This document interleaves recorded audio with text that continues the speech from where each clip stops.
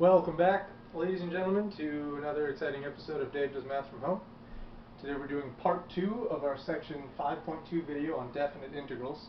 In part 1 we talked about the sort of origin of the symbols that are going to get involved and what those symbols mean and where they came from. And then we talked about some pretty standard issue geometric shapes that we're going to see and how you can just get the exact areas of those shapes using area formulas that we know, like circles and trapezoids. So there's two more sort of important details we need to talk about before we have covered all of the stuff from 5.2. One of them is the idea of negative area. So let's take a look at that. Let's say f of x equals 8 minus 2x, and I want the definite integral from 0 to, I don't know, we'll go from 1. We'll start from 1 to 6 of f of x dx. I should draw a picture of this to see what it looks like. 1, 2, 3, 4, 5, 6, 7, 8. 8 is the y-intercept here. It'll start there. I'm only going out to 6. 1, 2, 3, 4, 5, 6. By the time I get to x equals 6, the y value here should be negative 4. 1, 2, 3, 4. So I'm going from here to here. It should cross the x-axis at 4. So I have this straight line. This is f of x. And I'm going from 1 to 6. So I have two distinct chunks of area here.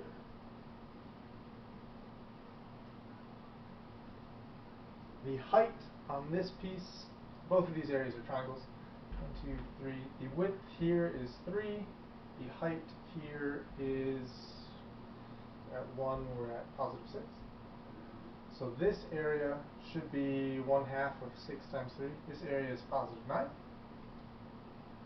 Here I have a width of 2 and a, brace yourself for this one, a height of negative 4. This thing gets a negative height because it is below the x-axis. The y values of these points are all negative, which means that technically you're going to get a negative area here. Should be 1/2 base times height will give you negative 4. So the question is, how do we combine these things? If you are looking for net area, I think net, there's two types, net and total. The net area is, I think, I forget which is which. One of these things means you're going to treat these numbers as is. So one of these things will be 5, because you have a positive 9 and a negative 4. The other one of these things means that you are going to pretend like all of the areas are positive. So like for each of these different chunks, you're going to take the absolute value of the area to make sure you're always dealing with positive numbers, and you're going to do that. So one of these is 5 and the other one is 13. And I don't remember which is which. Because here's the secret. One of these things, as soon as you finish this section, is going to abruptly stop mattering forever. It turns out that in basically every single branch of mathematics that matters, you never ever want to treat this as a positive number. If you have area below the x-axis, you need to treat that as negative. If you think about this as like a profits graph, these are profits, this is a loss. Pretending that your loss is actually profit and turning that into positive area is a huge mistake. So the one of these that gives you a 5, like I think there's maybe one question on this homework about it, whichever one it's called, and then after that you'll never ever see that. I'm sorry, the one of these that gives you a 13. I think there's maybe one question on your homework about that, and it'll tell you what it's called. And then after that, you'll never ever see that again. 5 is the mathematical appropriate answer, because you treat the negative as if it was a negative, and 5 is definitely the answer to this integral. Which also means that if you went further, if instead of going from 1 to 5, we went from like 1 to 10, you would absolutely get a negative number out of this, because the positive chunk would still only be 9, and the negative chunk would be much, much, much bigger. So, the moral here is that these numbers can absolutely be negative. If your area is below the x-axis, it should be negative. That's how we're going to treat it. The other thing I need to talk about is somewhat related to this, and that is the idea that you can split these things up. So for this particular thing, if I asked for the integral from 1 to 4 of f of x dx, hopefully you're going to tell me that that's 9. And if I asked for the integral from 4 to 6 of f of x dx, hopefully you'll tell me that's negative 4.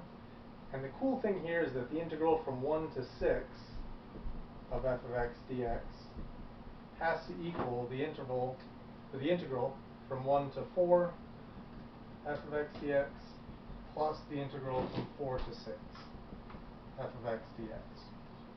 And this sort of relationship always has to be true no matter what function you're dealing with. Any interval you have, you can split that up into subintervals, because this is just chunks of the x-axis. From 1 to 6, the area from 1 to 6 has to equal the area from 1 to 4 plus the area from 4 to 6. And you can do funny things with this. Like, if you know that the grand total is 5, and you know that this piece is 9, you can treat this like an equation and manipulate it. If this is 5 and this is 9, you know that this must be negative 4.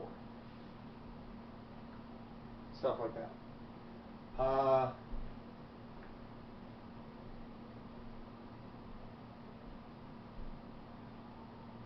What else should I say?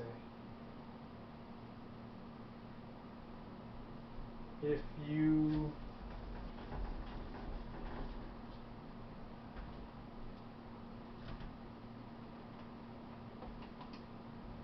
double the height of something, remember that the origin of this notation comes from this being a height and this being a width. So if you double the height of something by doubling the function, that should just double your output.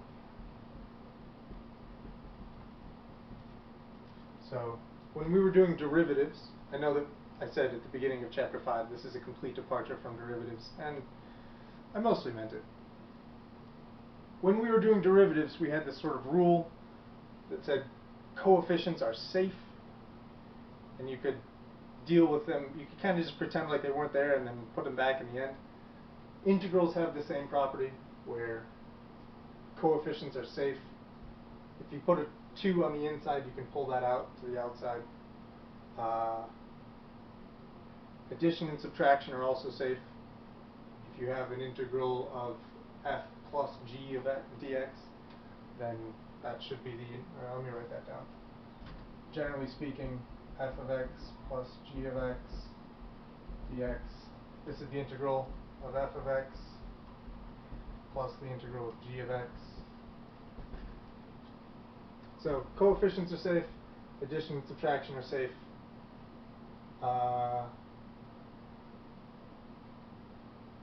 I think the last sort of important property we need to talk about is, in all of these examples we've seen, we've always gone from A to B.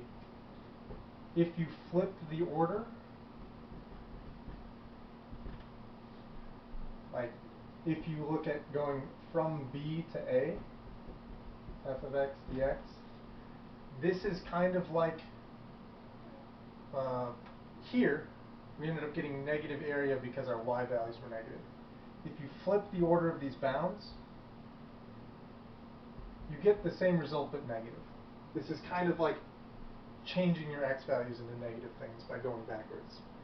So the integral from a to b is the same as the opposite of the integral from b to a. So you have a couple of these nice properties. There's some questions on the homework that are going to ask you about these. Like stuff like this. They'll give you two of these values and ask for the third. Or they'll give you this value and ask what happens if you double f of x.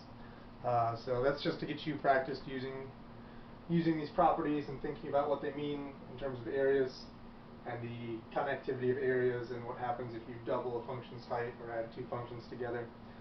You should get the area of the two functions combined. That's about it for section 5.2, definite integrals. In a little bit, we will learn a more robust technique for finding exact areas. Right now, the only two techniques we have are Riemann sums to get approximations and use lots and lots of rectangles to get pretty good approximations. And we have, if the function makes a geometric shape, we can use geometry to get those values, which are decent, but they're not great. Ultimately, we want to be getting exact areas with goofy, curvy, weird shapes that aren't nice geometric formulas. For that's when like the real calculus is going to come in. We'll get to that in a little bit. For now, this will have to do. So that's going to be the end of 5.2. Tune in next time for more exciting calculus discussion.